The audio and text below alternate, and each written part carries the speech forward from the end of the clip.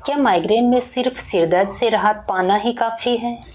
अगर आपको बार बार सिरदर्द होता है तो यह समझना भी ज़रूरी है कि आपका हेडेक किस तरह का है, कब बढ़ता है और उसके पीछे कौन से ट्रिगर्स हो सकते हैं।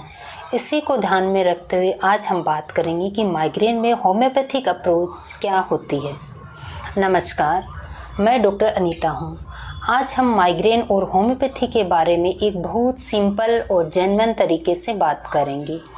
माइग्रेन सिर्फ सामान्य सिर दर्द जैसा नहीं होता। इसमें कई लोगों को सिर के एक तरफ धड़कता हुआ दर्द, जी मिचलाना, उल्टी, तेज रोशनी या आवाज़ से परेशानी जैसे सिम्टम्स भी हो सकते हैं। लेकिन हर व्यक्ति का माइग्रेन एक जैसा नहीं होता। किसी व्यक्ति का हेडेक धूप में बढ़ सकता है, किसी का नींद पूरी न होने पर, किसी का स्ट्रेस के बाद और किसी को भूखे रहने के बाद हेडेक ट्रिगर्स हो सकता है। यहीं पर होम्योपैथिक अप्रोच में इंडिविजुअल सिम्टम्स को समझने की कोशिश की जाती है।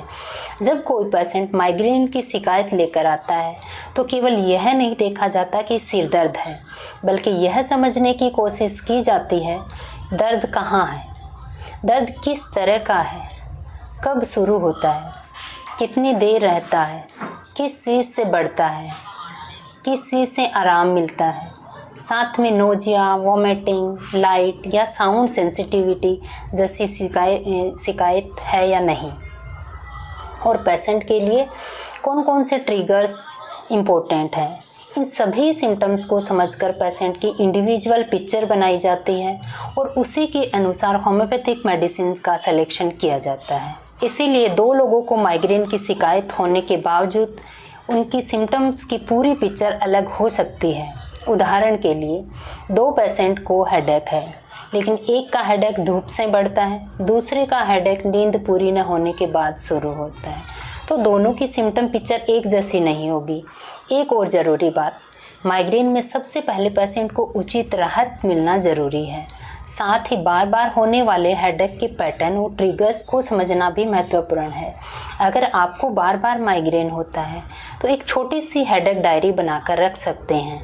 उसमें लिखें कि हेडेक कब शुरू हुआ, कितनी देर रहा, उस दिन नींद कैसी थी, आपने खाना समय पर खाया या नहीं, स्ट्रेस था या नहीं, और कोई पर्टिकुलर ट्रिगर्स था या नहीं।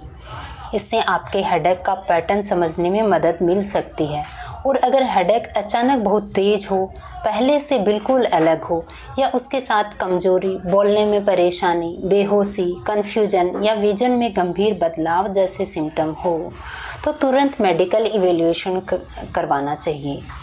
तो आज की बात का सार यही है, माइग्रेन में केवल हेडेक को एक नाम देकर मेडिसिन चुनना ही पूरी अप्रोच नहीं है।